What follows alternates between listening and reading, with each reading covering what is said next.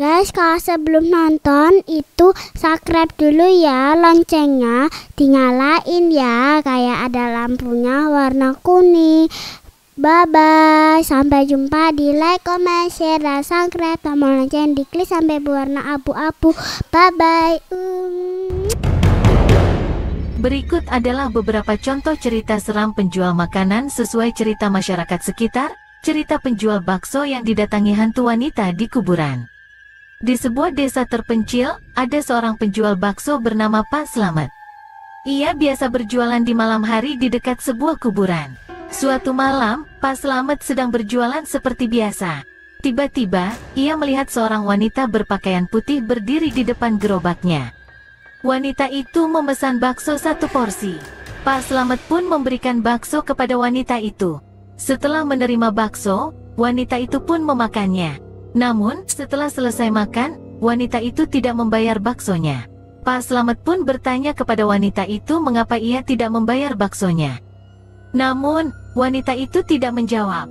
Ia hanya tersenyum dan kemudian menghilang. Pak Slamet merasa ketakutan. Ia pun memutuskan untuk pulang. Keesokan harinya, Pak Slamet bercerita kepada teman-temannya tentang apa yang ia alami. Teman-temannya pun percaya bahwa Pak Slamet telah bertemu dengan hantu wanita. Menurut cerita masyarakat sekitar, wanita itu adalah hantu seorang gadis yang meninggal di kuburan itu. Gadis itu meninggal karena dibunuh oleh kekasihnya. Cerita penjual sate yang didatangi hantu anak kecil di jalanan sepi. Di sebuah kota besar, ada seorang penjual sate bernama Bang Gendut. Ia biasa berjualan di malam hari di jalanan sepi. Suatu malam, Bang Gendut sedang berjualan seperti biasa. Tiba-tiba, ia melihat seorang anak kecil sedang berdiri di depannya. Anak itu meminta Bang Gendut untuk membuatkan sate untuknya. Bang Gendut pun membuatkan sate untuk anak itu. Setelah satenya selesai, ia memberikannya kepada anak itu. Namun, anak itu tidak memakan satenya. Ia hanya tersenyum dan kemudian menghilang.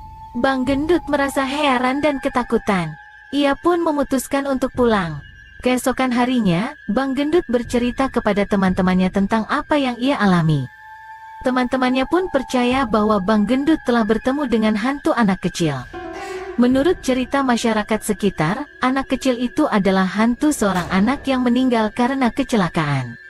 Anak itu meninggal karena tertabrak mobil saat bermain di jalan. Cerita penjual nasi goreng yang didatangi hantu tentara di hutan.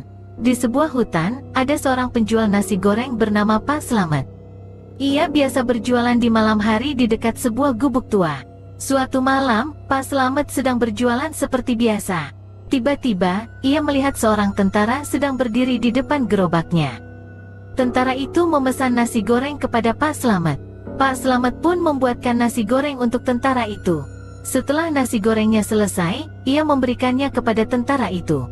Tentara itu pun memakan nasi gorengnya. Setelah selesai makan, ia mengucapkan terima kasih kepada Pak Slamet dan kemudian menghilang. Pak Slamet merasa heran dan ketakutan. Ia pun bertanya-tanya apakah tentara itu adalah hantu. Keesokan harinya, Pak Slamet bercerita kepada teman-temannya tentang apa yang ia alami. Teman-temannya pun percaya bahwa Pak Slamet telah bertemu dengan hantu tentara. Menurut cerita masyarakat sekitar, tentara itu adalah hantu seorang tentara yang meninggal dalam pertempuran. Tentara itu meninggal karena tertembak oleh musuh. Cerita-cerita seram penjual makanan ini biasanya dikaitkan dengan tempat-tempat yang dianggap angker, seperti kuburan, jalanan sepi, atau hutan. Cerita-cerita ini juga sering dikaitkan dengan peristiwa-peristiwa tragis, seperti pembunuhan, kecelakaan, atau pertempuran. Cerita-cerita ini sering diceritakan di masyarakat sebagai hiburan atau untuk menakut-nakuti orang lain. Namun, ada juga yang percaya bahwa cerita-cerita ini adalah benar-benar terjadi.